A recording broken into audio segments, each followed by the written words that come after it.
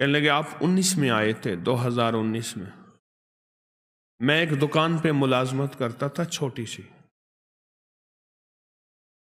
اور خطرہ یہ رہتا تھا کہ وہ ملازمت کرنے والا دکاندار جو ہے وہ مجھے کہیں فارغ نہ کر دے، یا وہاں دن رات مسائل ہی مسائل تھے، مشکلات ہی مشکلات تھیں، پریشانیاں ہی پریشانیاں۔ آپ نے مجھے دو چیزیں بتائی تھیں، ایک 129 بار سورت کوثر، اور ایک سارا دن چلتے پھرتے سورت قریش۔ ہوا کیا؟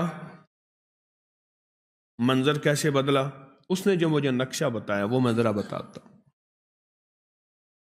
کہنے لگے میں نے پڑھنا شروع کر دیا۔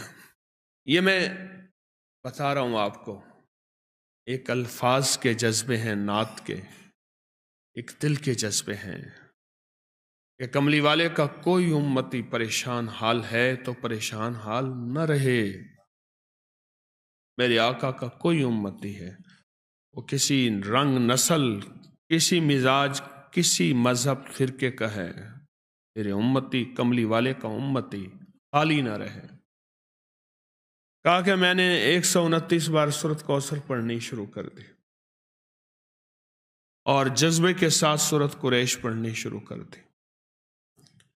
یہ جو انہوں نے لفظ جذبہ کہا ہے نا، یہی جذبہ فیصلے کرواتا ہے۔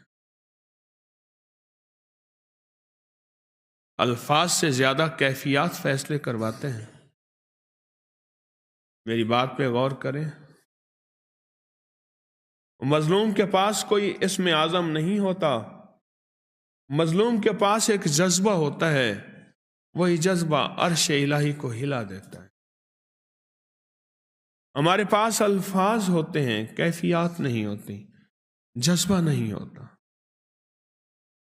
اور جذبے کی کمی کی وجہ سے ہم محروم رہ جاتے ہیں۔ پھر کہتے ہیں اتنا عرصہ آئے، اتنا عرصہ کیا، کیوں نہیں ملا؟